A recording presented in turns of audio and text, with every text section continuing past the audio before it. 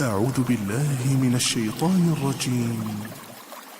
يا أيها الذين آمنوا إذا قيل لكم تفسحوا في المجالس فافسحوا يفسح الله لكم وإذا قيل انشزوا فانشزوا يرفع الله الذين آمنوا منكم والذين أوتوا العلم درجات والله بما تعملون خبير.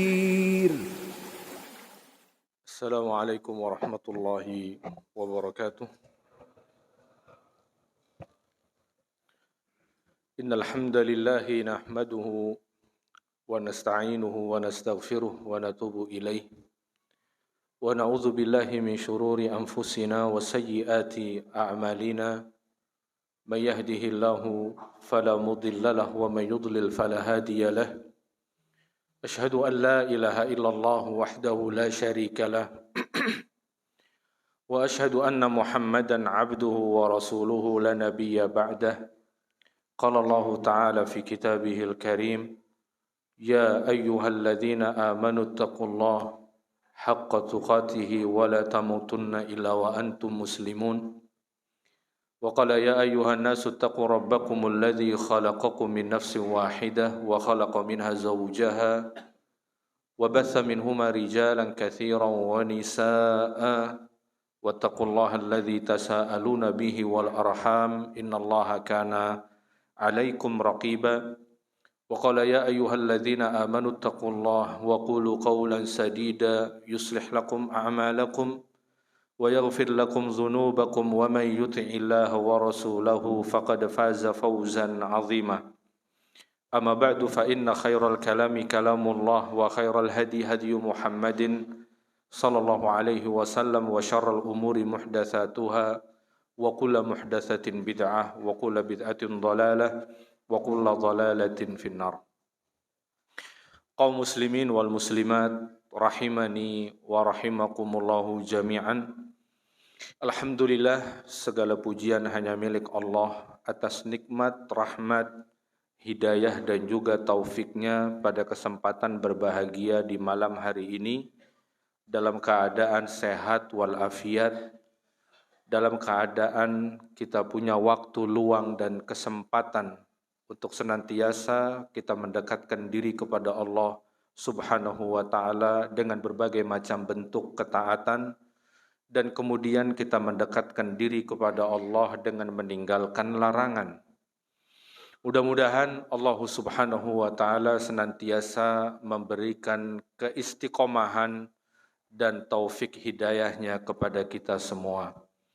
Salawat dan juga salam senantiasa tercurah bagi Nabi kita yang mulia salawatullah wassalamuhu alaih beserta keluarga, sahabat dan umatnya yang komitmen dengan sunnah beliau hingga kiamat kelak. Para hadirin kaum muslimin wal muslimat yang semoga dimuliakan Allah, pada kesempatan berbahagia di malam hari ini insyaallah kembali kita akan lanjutkan pelajaran kita dari kitab Riyadhis Shalihin, di mana kita sampai pada pembahasan babus sabri, bab tentang kesabaran. Tidak ada karunia, tidak ada pemberian dan anugerah Allah yang diberikan kepada hambanya lebih luas, lebih afdol dari yang namanya kesabaran. Ketika Allah jadikan hambanya seorang yang penyabar, maka itu salah satu dari pemberian Allah yang paling luas. Kata Nabi sallallahu alaihi wasallam, "Wa ma u'tiya ahadun awsa' minas sabri."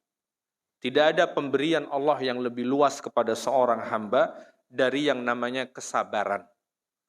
Maka beruntunglah, maka memuja-muji Allah ketika Allah jadikan dirinya seorang yang penyabar. Orang yang tidak melampaui batas, tidak terkendali ketika dia tertimpa dengan suatu musibah atau yang menjadikan dirinya goncang. Apabila seseorang merasakan ada pada dirinya sifat itu maka bersyukurlah kepada Allah. Maka memuja-mujilah Allah, kalaulah dia di antara orang-orang yang penyabar. Di antara orang-orang yang penyabar.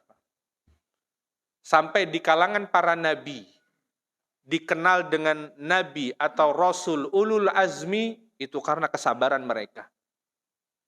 Ujian kesabaran yang mereka rasakan lebih besar dari kebanyakan nabi yang Allah utus kepada umat.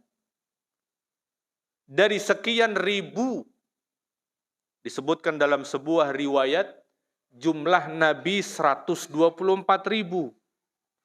Jumlah rasul 300-an lebih, 315 kurang lebihnya. Itu jumlah rasul. Jumlah nabi 124 ribu. Ustadz, bukankah jumlah nabi dan rasul 25? Itu yang kita pelajari di SD dulu, Pak. Terlalu sedikit dengan masa yang begitu panjang. Hanya 25 nabi dan rasul lagi. Gabung tuh.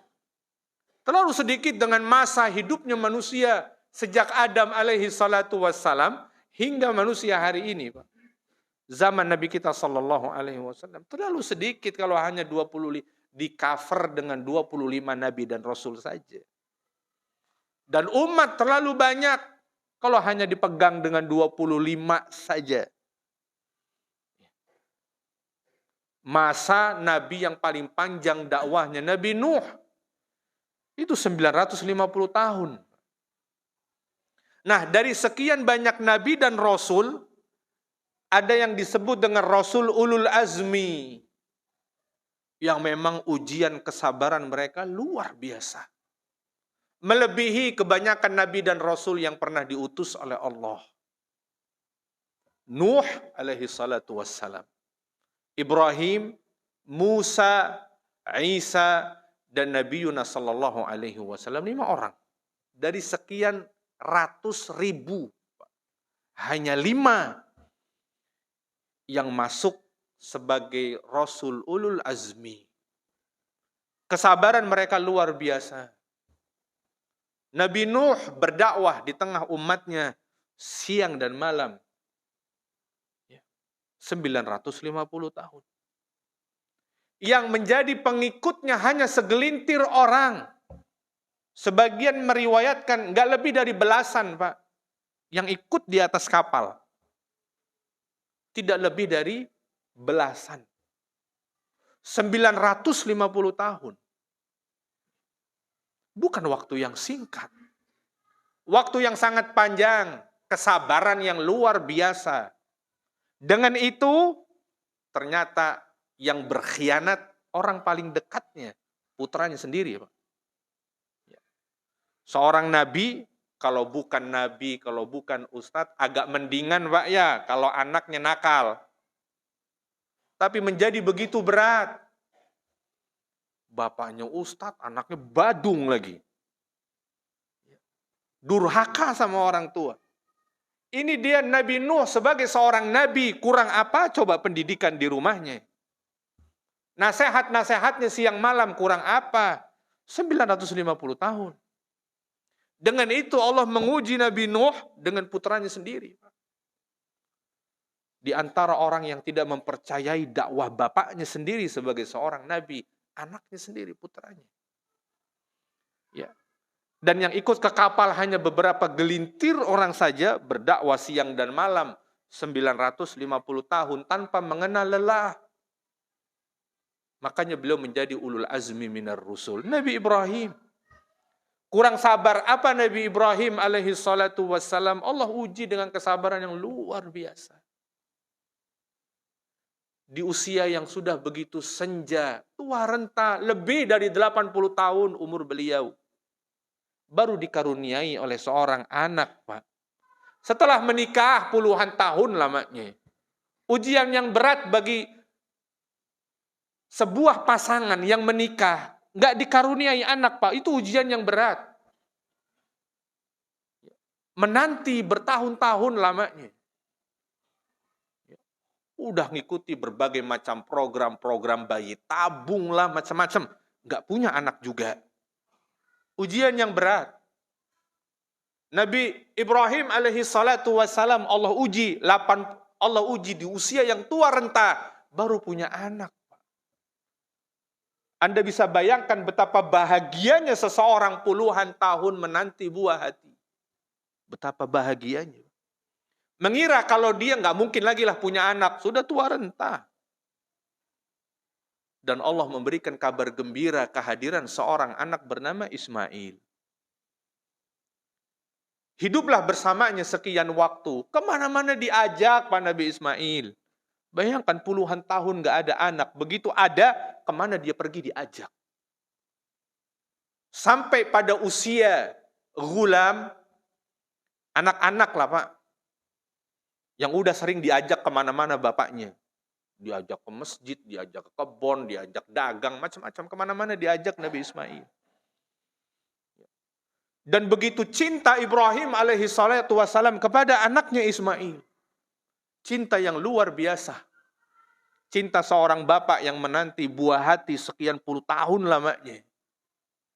Dengan itu kemudian Allah tidak inginkan hati Nabi Ibrahim sepenuhnya cinta kepada anaknya. Allah nggak mau.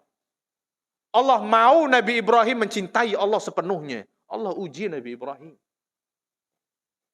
Ketika mulai kecintaan terhadap anak demikian besar, Allah menguji Ibrahim alaihi salatu wassalam. Allah perintahkan melalui mimpinya. Ya. Apa kata Ibrahim alaihi salatu wassalam? Inni ara fil manami anni azbahuk. Dipanggillah putranya yang masih anak-anak, Pak. Kalau mungkin disembelihnya di waktu bayi, mungkin tidak begitu cinta dia. Tapi anak itu sudah mulai beranjak besar. Kemana-mana diajak. Seorang bapak kan begitu Pak ya. Selelah apapun dia bekerja, begitu sampai rumah ketemu anak, hilang capeknya. Kan begitu. Itulah mungkin yang dirasakan juga oleh Ibrahim alaihi salatu wassalam. Tapi Allah nggak ingin Ibrahim jatuh cinta sepenuhnya kepada anaknya. Allah menginginkan cinta Ibrahim untuk Allah subhanahu wa ta'ala. Maka Ibrahim alaihi salatu wassalam diuji oleh Allah dengan ujian yang kita nggak akan mampu, seorang pun di antara kita nggak akan mampu menjalankannya, Pak. Allah perintahkan Ibrahim untuk menyembelih putranya yang sedang cintanya dia dengan anaknya. Dipanggillah anaknya dengan panggilan kasih sayang. Ditanya pendapatnya, wahai anakku, aku melihat dalam mimpi. Dan Ismail sadar bahwa bapaknya seorang nabi, nggak diragukan mimpinya seorang nabi. Kalau hari ini ada seorang bapak bilang kepada putranya, saya mimpi menyembelih kamu nak, ya jangan diikuti nak. Itu setan itu. Ini kan Ismail sadar siapa bapaknya. Bapaknya Ibrahim seorang nabi. Khalilullah, kekasihnya Allah. Karena terjadi kasus beberapa waktu yang lalu Pak ya, mungkin 10 tahun yang lalu lebih. Saya melihat berita seorang bapak yang bermimpi, dia membunuh anaknya, dia bunuh pula anaknya Pak. Dia pikir dirinya Ibrahim. Dia mimpi ditangkap oleh polisi, dia menyesal apa yang dia lakukan. Begitu diinterogasi dia mengaku kalau dia bermimpi sebelumnya, ada perintah dalam mimpi untuk membunuh anaknya. Dia pikir dia Ibrahim di era modern. Ya. Dia bunuh anaknya dan menyesal selama-lamanya. Ya. Ini bapaknya Nabi, anaknya juga Nabi, Pak. Kurang apa coba? Ya. Dimintakan pendapatnya lalu kemudian Ismail berkata kepada bapaknya, ya abatif alma tu'mar. Satajiduni insyaallahu minas sabirin. Kata putranya, wahai bapakku, kerjakan apa yang diperintahkan kepadamu. Dan engkau akan dapatkan tenang, wahai bapak. Saya termasuk orang-orang yang penyabar. Saya nggak bakal kabur. Saya nggak bakal minggat. Gitulah kurang lebihnya. Wahai bapakku, engkau akan dapatkan. Saya termasuk orang yang penyabar. Nggak bakal kabur, nggak bakal minggat, nggak bakal nolak, nggak bakal komplain, nggak bakal lapor polisi. Ikuti perintah dalam mimpi tersebut. Ya. Maka Nabi Ibrahim pun pasrah sudah Pak. Mau gimana lagi, sudah perintahnya seperti ini. Nggak mungkin mimpi yang dilihat olehnya kedustaan. Nggak mungkin syaitan yang menghadirkan mimpi itu. Karena mimpi seorang nabi adalah kebenaran mutlak. Nabi Ibrahim sadar mimpi yang dilihatnya bukan dari syaitan. Tapi dari perintah Ar-Rahman. Ya. Maka Nabi Ibrahim pun sudah berlepas Nabi Ibrahim kemudian pasrah sudah terhadap perintah tersebut. Ya. Dan kemudian putranya pun pasrah ya, atas perintah tersebut. Dan kemudian disembelihlah Ismail dan Allah menggantikan dengan domba yang besar. Dan Ibrahim lulus ujian. Ternyata kecintaan dia kepada Allah jauh lebih besar daripada kecintaan dia bahkan terhadap darah dagingnya. Ini pelajaran berharga Pak, bagi kita hari ini. Yang masih terkadang kita mencintai harta, mencintai karir, mencintai pekerjaan, meski kita harus bermaksiat kepada Allah. Belajar Pak, tidaklah kita belajar dengan Ibrahim. Bahkan anak dia korbankan demi menunaikan perintah Allah. Hari ini berapa banyak larangan Allah yang dia langgar demi karirnya, demi dia takut kehilangan pekerjaannya, dia takut miskin, dia takut nggak makan. Kemudian dia melanggar batasan-batasan Tuhannya. Ya. Apakah ini yang dikatakan cinta kepada Allah? Bukan seperti itu. Cinta kepada Allah harus melebihi dari seluruh kecintaan dia kepada selainnya. Ya, belajarlah dari Ibrahim alaihissalatu wassalam.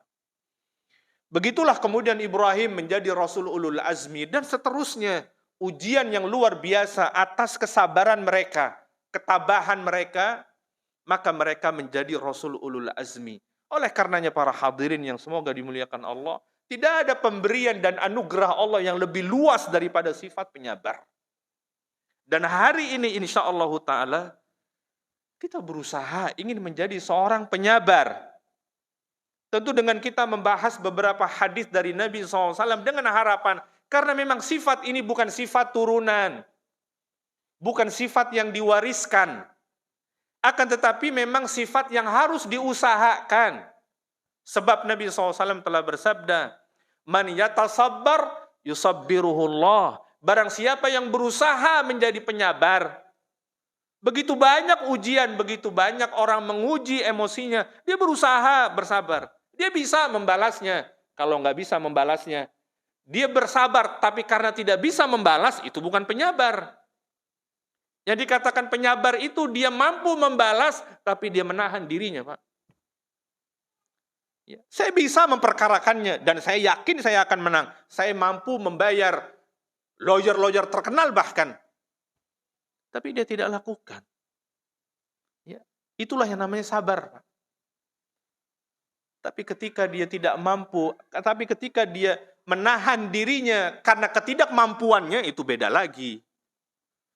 Itu karena nggak ada pilihan, dia nggak ada pilihan untuknya kecuali bersabar.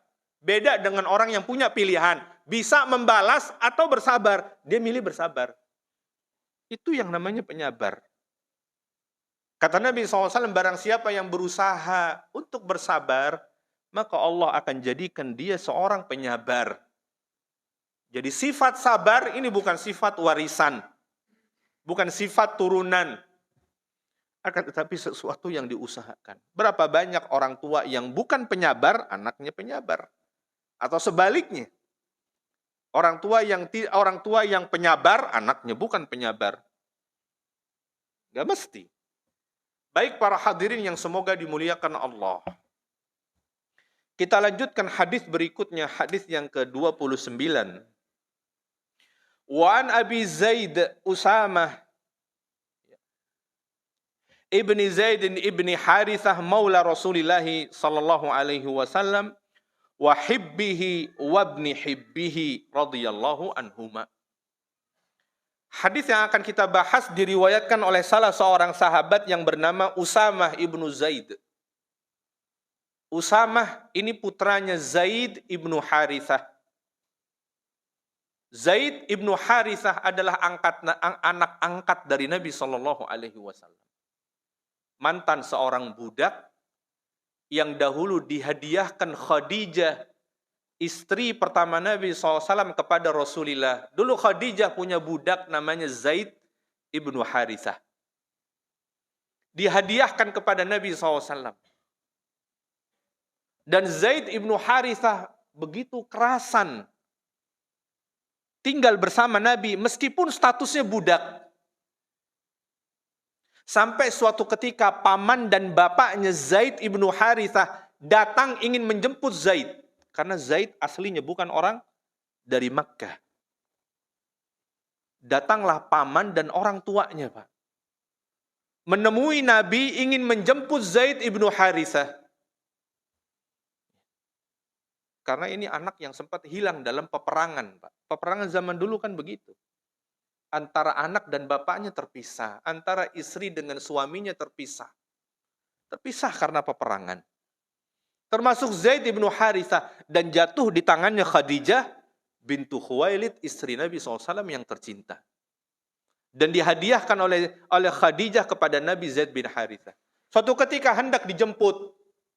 Maka Nabi tawarkan kepada Zaid, wahai Zaid, pamanmu dan bapakmu datang ingin menjemputmu. Ikutlah padanya.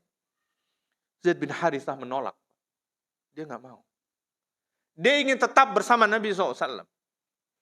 Ya. Dia lebih kerasan, dia lebih betah, meski di tengah kehidupan yang sederhana. Kehidupan rumah Nabi SAW, kehidupan yang sangat sederhana, Pak. Tapi Zaid merasakan ketenangan jiwanya di rumah Nabi SAW. Ketimbang dia harus ikut paman dan bapaknya pulang ke negerinya. Zaid menolak waktu itu. Kecintaan dia kepada Nabi melebihi rasa cinta dia kepada bapaknya, bapak kandungnya sendiri. Seperti itulah memang seharusnya. Dan Nabi SAW bersabda dalam hadisnya, la yu'minu ahadukum hatta akuna ahabba ilaih min waladihi wa walidihi wan nasi ajmain. Memang Nabi SAW bersabda, tidak bakal sempurna keimanan salah seorang di antara kalian sampai dia menjadikan cinta kepada Nabi melebihi cintanya kepada anak, melebihi cintanya kepada orang tua, dan melebihi cintanya kepada seluruh manusia, melebihi cintanya kepada karirnya, melebihi cintanya kepada pekerjaannya, kepada hartanya. Demikian harusnya seseorang mencintai Nabi SAW. Ya, Nabi tidak lagi hidup bersama kita, tapi hidup bersama kita ajarannya, Pak. Hidup bersama kita sunnah-sunnahnya. Beliau tidak lagi hidup secara fisik bersama kita, tidak. Tapi beliau hidup bersama kita ajaran-ajarannya. Lihat sejauh mana cinta kita kepada ajaran-ajarannya. Ya. Terkadang ya dia merelakan tidak menjalankan ajaran Nabi demi tidak kehilangan karirnya. Demi tidak ditegur oleh atasannya. Demi dia tidak di SP, tidak di PHK oleh perusahaannya. Dia tinggalkan ajaran Nabi SAW. Dengan dalih darurat. Semua darurat sudah. Kalau sudah berhubungan dengan perut, semua darurat. Dan Nabi SAW katakan, nggak boleh seseorang mencintai sesuatu melebihi cinta kepada Nabi SAW. Harus cinta kepada Nabi. Ya, harus cinta kepada Nabi SAW. Pernah suatu ketika Umar radhiyallahu taala anhu mengungkapkan rasa cintanya kepada Nabi SAW. Ya Rasulullah, demi Allah, engkau orang yang paling aku cintai dari segala sesuatu, kecuali jiwaku ya Rasulullah. Umar merasa nggak ada yang salah dengan ungkapannya. Wajar-wajar saja, lumrah orang mencintai jiwanya melebihi semuanya. Bahkan dia katakan, aku mencintai engkau ya Rasulullah melebihi segala sesuatu kecuali jiwaku ya Rasulullah. Apa jawab Nabi SAW? Nggak demikian wahai Umar yang benar. Nggak begitu yang benar.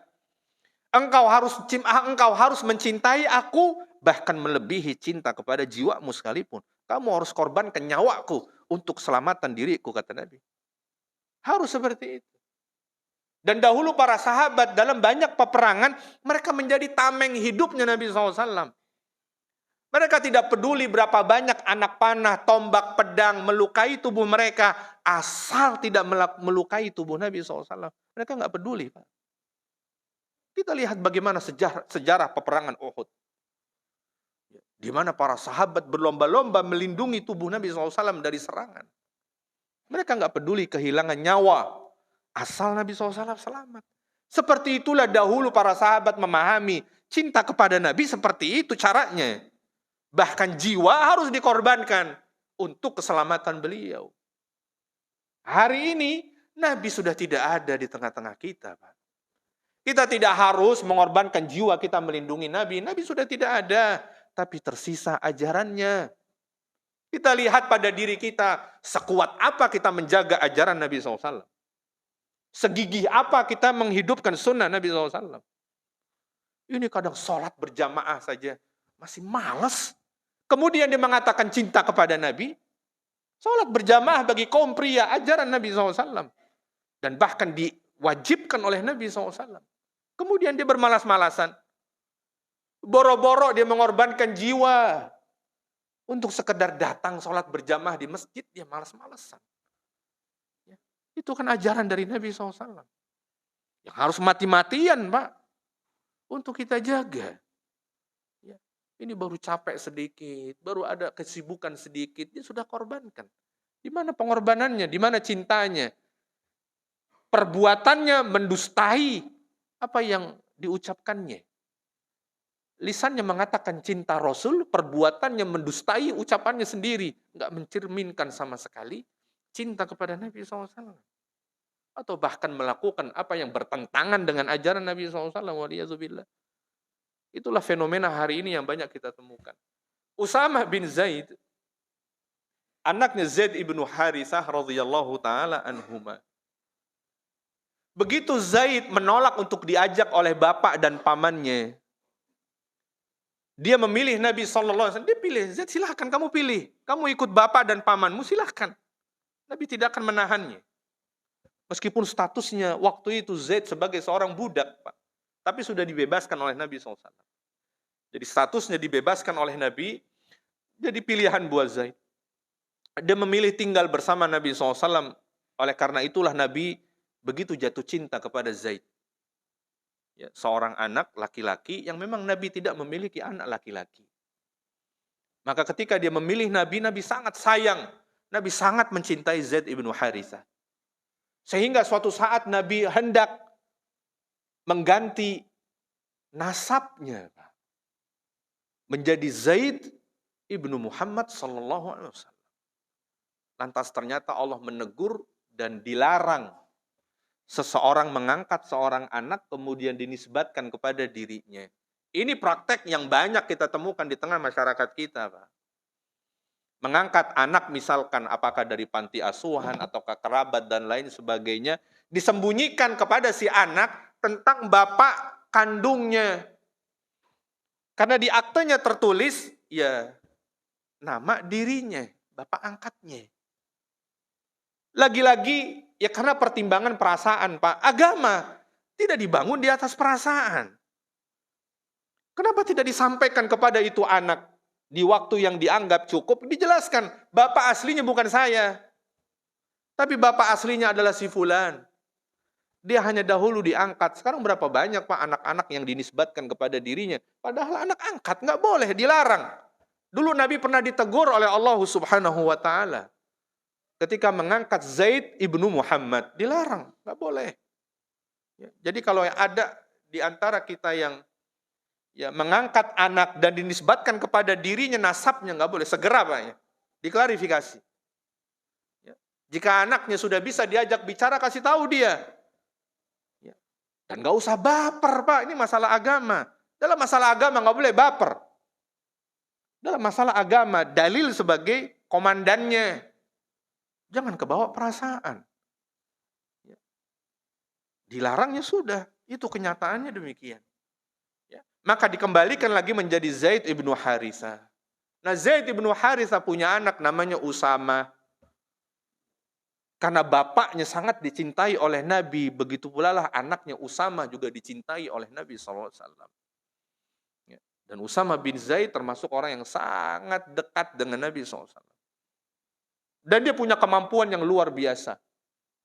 Usamah bin Zaid di usia remaja, Pak, kurang lebih lah lulus SMA anak sekarang lah.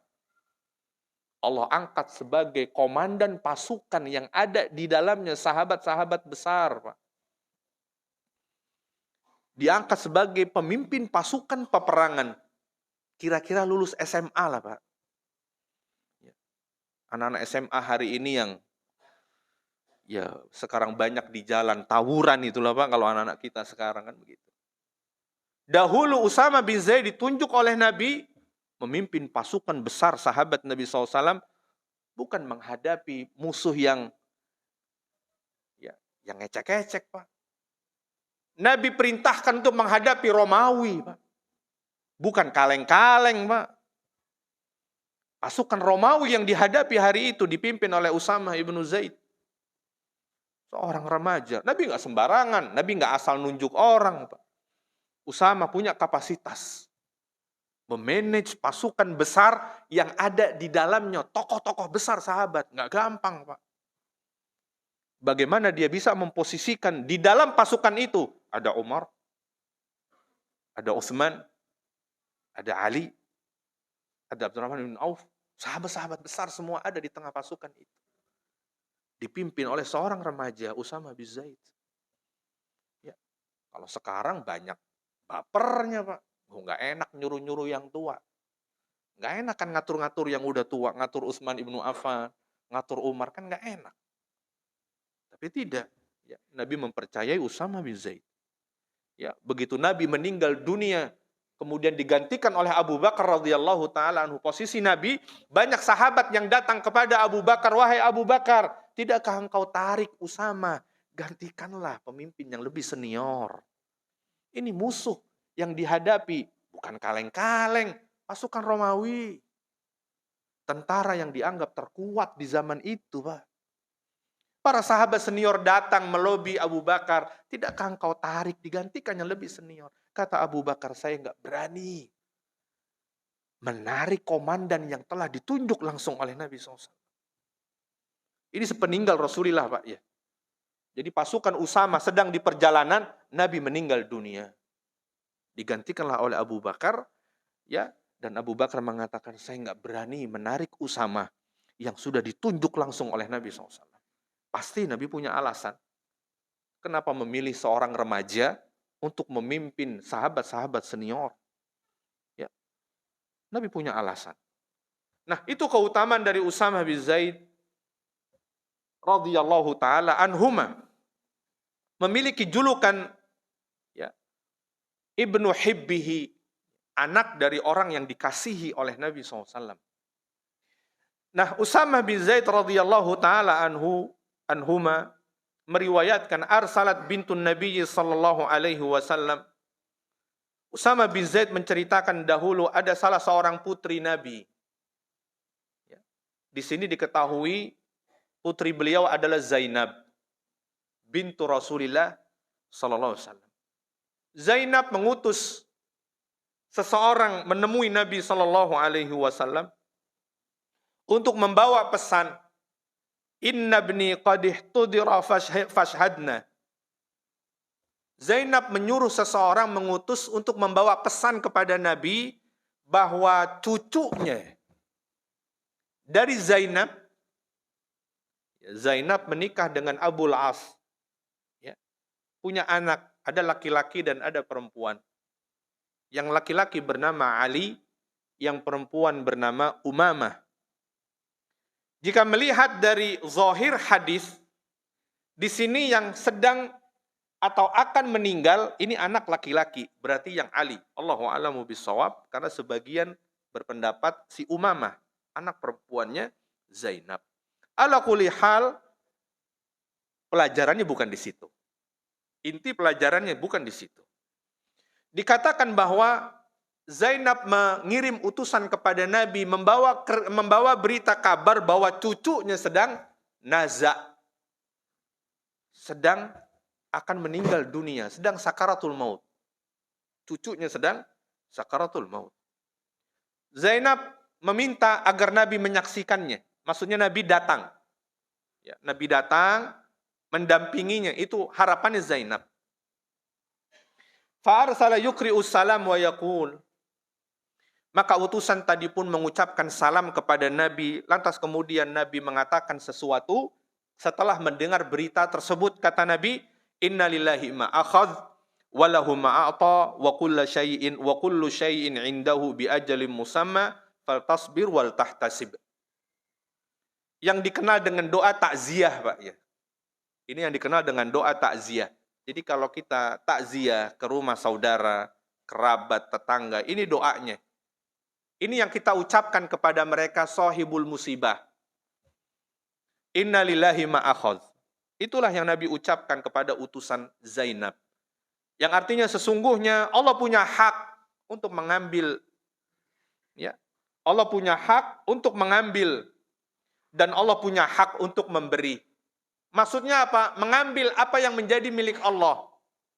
Karena segala sesuatu milik Allah. Inna lillah wa inna ilaihi raji'un. Sesungguhnya segala sesuatu milik Allah. Harta yang kita miliki, anak-anak kita, orang tua kita, semua yang ada ini semuanya milik Allah. Allah berhak mengambil kapan saja. Allah berhak memberi apa saja kepada seseorang. Dan Allah berhak mengambilnya. Kata Nabi SAW menegaskan, ini memang sebagai hiburan, Pak, ya, bagi orang yang sedang tertimpa musibah. Disadarkan dia, diingatkan bahwa segala sesuatu milik Allah, Pak. Dan Allah ingin mengambilnya. Segala sesuatu yang kita miliki hakikatnya hanyalah sebatas barang titipan. Yang pemiliknya adalah Allah. Apakah seseorang akan komplain ketika barang titipan diambil oleh pemiliknya? Kita punya tetangga nitip sepeda motor, Pak. Karena dia mau mudik sekian hari misalkan. Ya sudah, kita bantu tetangga kita, silakan Pak, dititip motornya. Pulang dari kampung, dia mau ngambil lagi motornya. Terus kita nggak boleh, Pak. Kelahilah kita di situ. Kan aneh, Pak. Dia sadar sejak awal ini cuma nitip. Dia tahu itu barang titipan. Begitu diambil oleh pemiliknya, diajak kelahi. Ini punya saya. Kan lucu, Pak. Lucu ada orang seperti itu. Itulah hakikat yang Nabi ingin ingatkan. Semua yang ada pada diri kita, anak-anak kita, orang tua, istri, harta, dan lain sebagainya, semuanya milik Allah. Dan pada saatnya Allah ingin mengambilnya. Apakah kemudian kita memberontak? Apakah kemudian kita tidak terima? Apakah kemudian dia mengatakan takdir itu kejam? Ya. Karena anaknya masih kecil meninggal dunia, dia katakan takdir itu kejam. Loh, Allah hanya ingin mengambil apa yang menjadi miliknya. Nah, disitulah Nabi ingin ingatkan agar orang bisa mengendalikan dirinya. Walahu ma'a'ta, Allah punya hak juga untuk memberi. Wa kullu syai'in indahu bi ajalin musamma, segala sesuatu Allah telah tetapkan ajalnya, takdirnya. Segala sesuatu, Pak. Kekuasaan, jabatan akan berakhir semuanya. Termasuk umur. Akan berakhir, sudah ada ajalnya semua. Sudah ditetapkan maksudnya. Jadi yang ditetapkan ajalnya bukan hanya umur saja. Profesi pun juga demikian. Meski dia sebagai seorang raja, akan ada saatnya. Dia bukan lagi raja.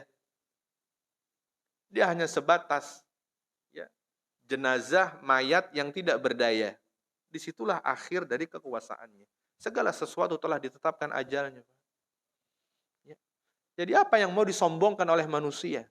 Apalagi yang cuman jabatan 5 tahunan doang. Jabatan cuman 5 tahunan doang, dia kemudian mau sombong.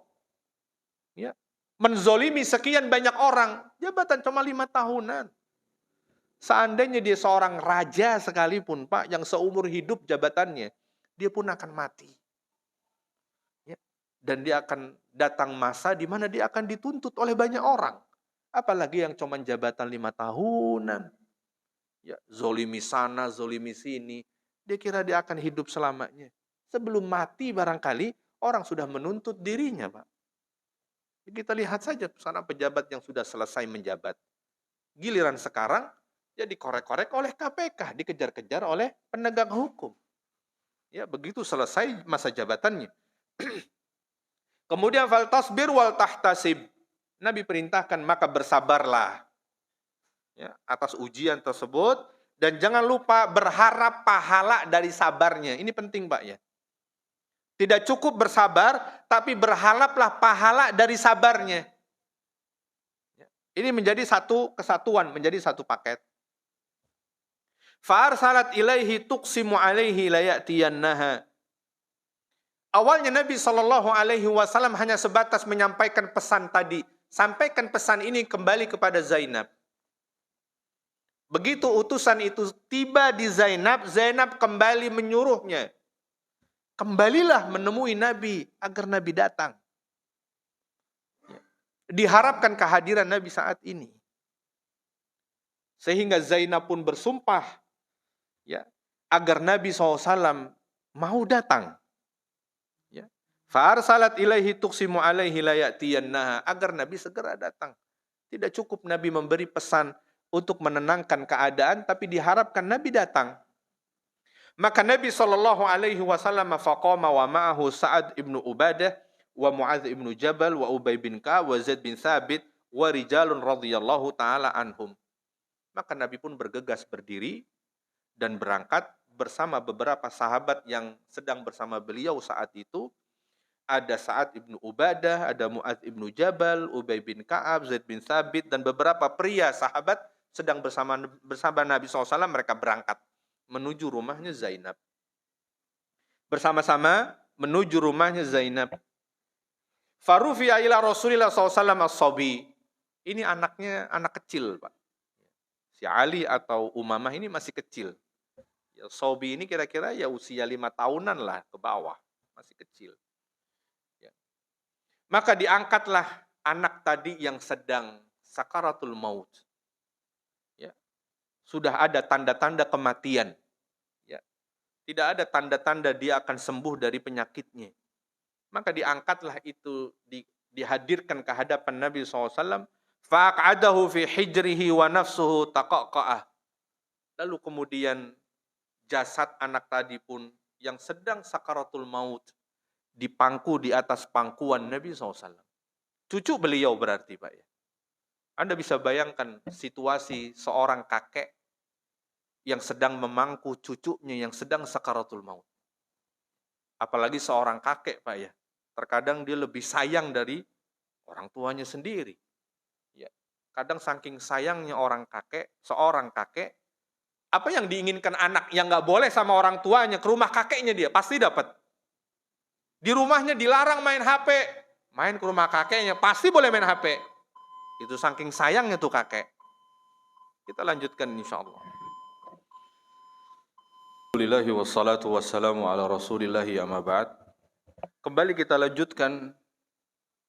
Maka kemudian anak tersebut yang mana cucu dari Nabi SAW dipangku di atas pangkuan Nabi.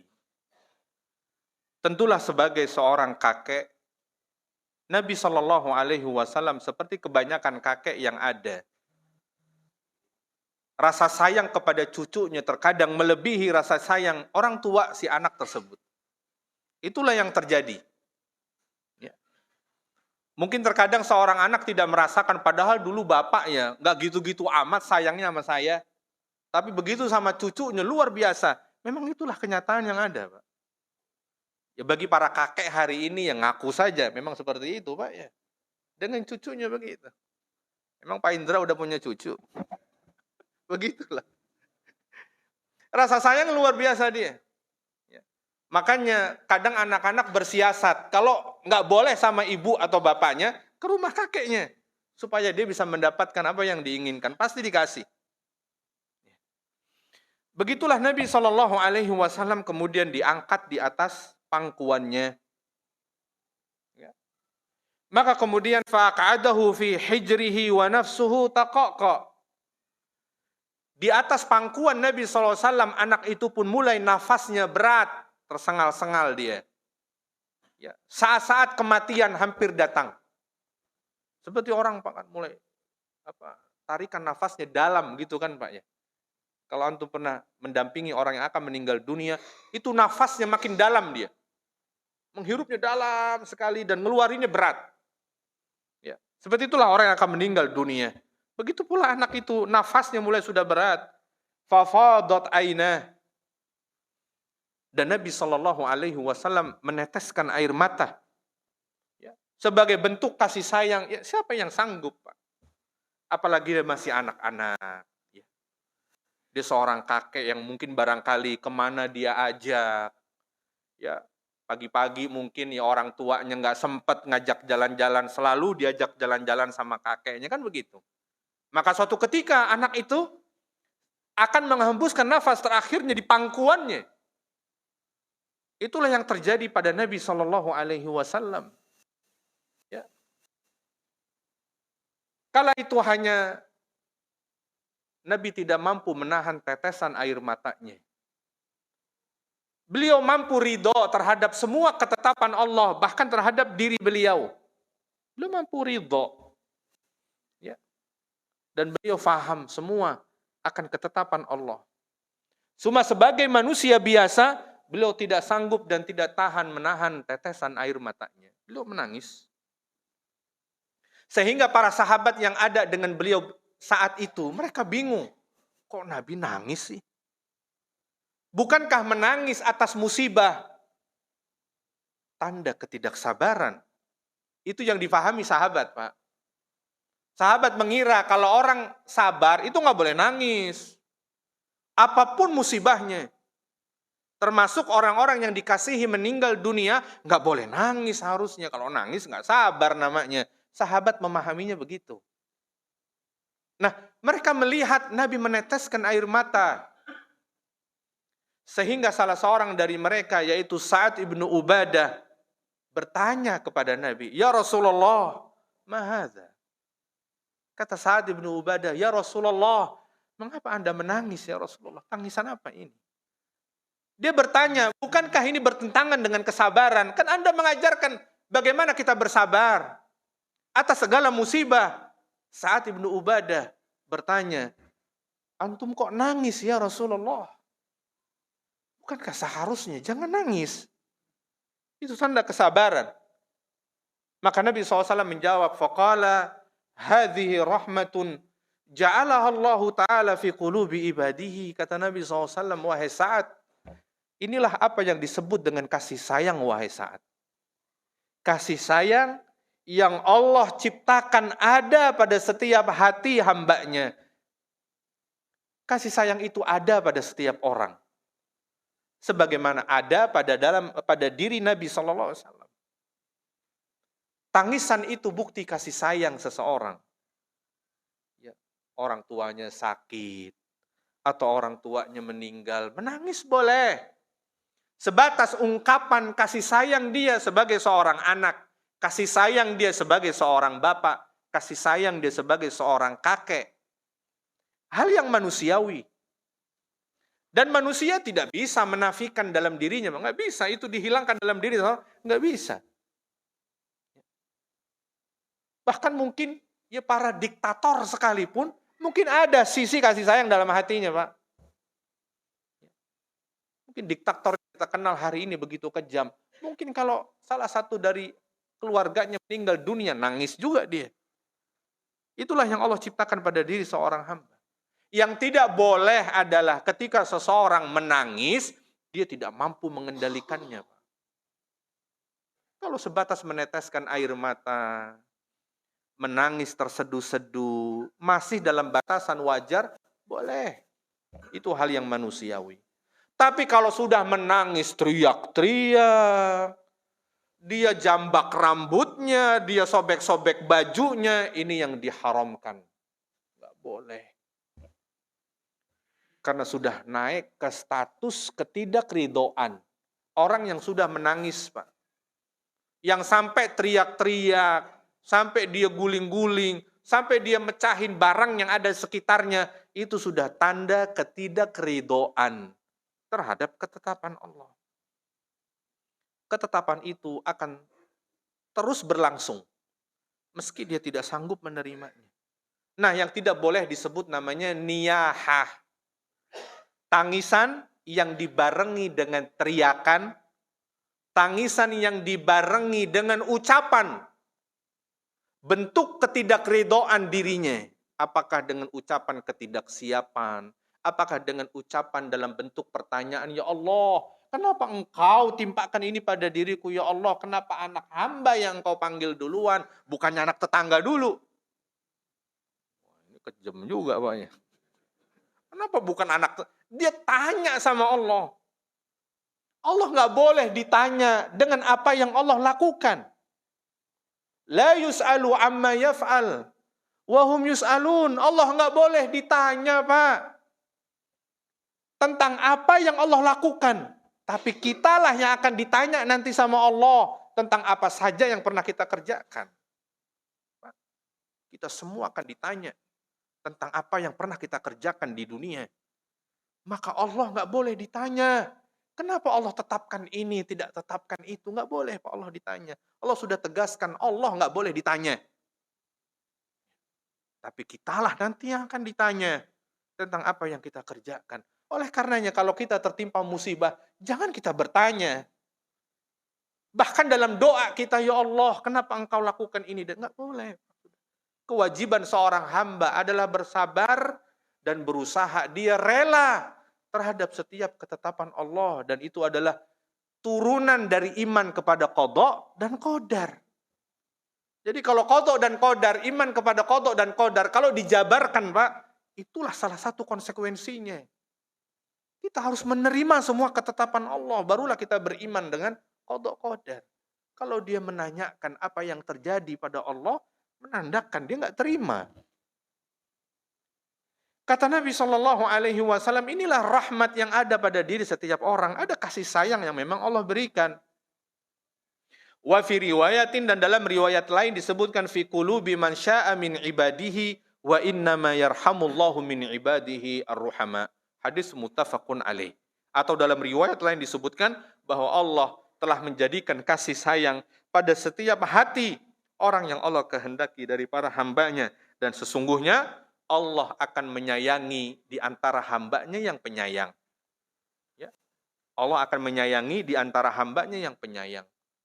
Kalau dia ingin disayangi oleh Allah, jadilah dia penyayang, Pak. Penyayang kepada sesama makhluk manusia, atau dia penyayang kepada makhluk yang lainnya. Ya. Kalau ingin disayang oleh Allah, jadilah penyayang. Ya, kepada sesama manusia, apakah kerabat, ataukah yang tidak ada hubungan kekerabatan, atau kasih sayang dia terhadap binatang, atau yang lainnya. Ya. Maka kata Nabi SAW, Allah akan menyayangi hamba-hambanya yang memiliki sifat penyayang.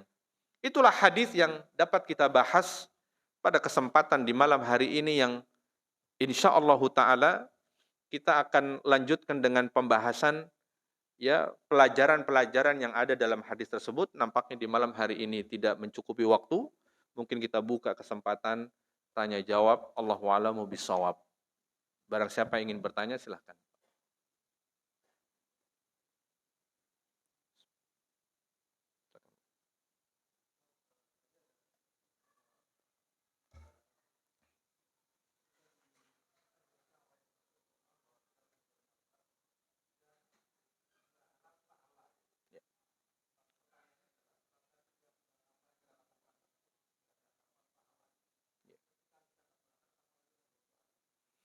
Pertama, bahwa apakah setiap amal kita di situ berharap pahala dari Allah Subhanahu wa Ta'ala? Tentu, Pak.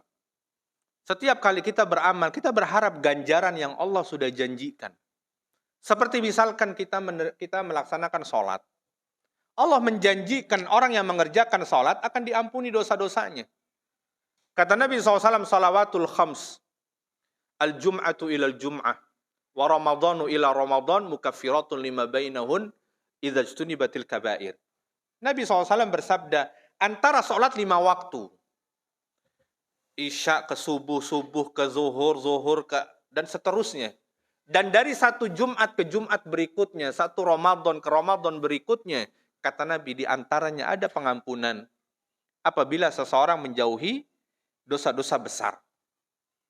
Tapi kalau selama dia masih melakukan dosa besar, dosa-dosa kecil tadi nggak diampuni, Pak. Jadi syaratnya, dosa-dosa itu diampuni kalau dia menjauhi dosa besar.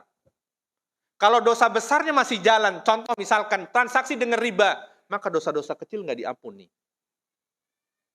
Ini yang harus kita pahami, Pak ya. Jadi Allah menjanjikan di balik sholat yang kita kerjakan ada pengampunan dosa. Maka berharaplah ketika kita melaksanakan sholat, Allah mengampuni dosa-dosa kita, Pak.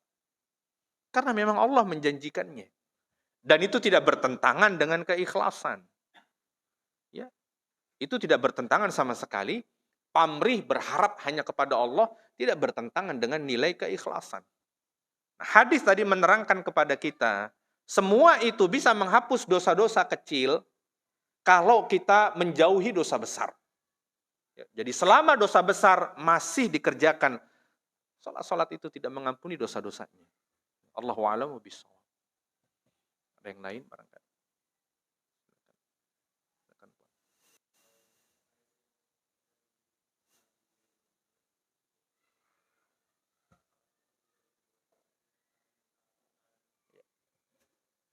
Iya, dalam riwayat tidak dijelaskan secara detail dan rinci. Apakah Nabi SAW pertanyaannya mentalkinkan si anak? Ya, pertama, karena memang anak itu masih kecil, Pak. Dikatakan dia seorang sobi, anak-anak yang masih kecil. Yang dia belum paham, ya, mungkin apa yang diucapkan, yang ditalkinkan, mungkin ya belum bisa mengikuti. Dan mereka itu ya mati dalam keadaan fitrah, ya namanya anak-anak, Pak. Ya, kalau seandainya mereka tidak mengucapkan pun nggak masalah. Beda dengan orang dewasa yang memang ya sudah banyak dosa dan kemaksiatannya. Apalagi itu anak-anak, karena dikisahkan anak itu dipangku oleh Nabi SAW. Kalau anak besar mungkin tidak dipangku, karena kecil dipangkulah oleh Nabi. Maka tidak disebutkan di situ Nabi mentalkinnya. Ya.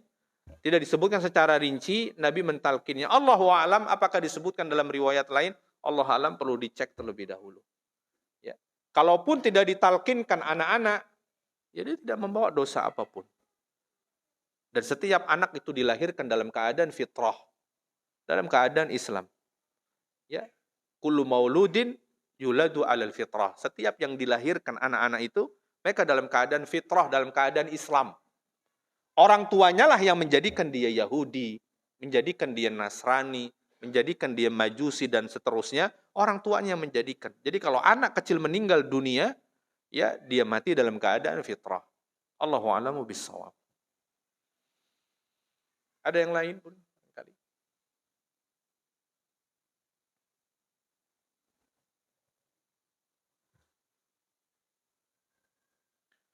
Baik, jika mungkin cukup. Kita akhiri sampai di sini, Pak, dan kita lanjutkan biiznillah pada pertemuan berikutnya faedah dari hadis yang kita bahas pada malam hari ini. Kita akhiri subhanakallahumma wa bihamdika asyhadu an la ilaha illa anta astaghfiruka wa atubu ilaik. Wassalamualaikum warahmatullahi wabarakatuh.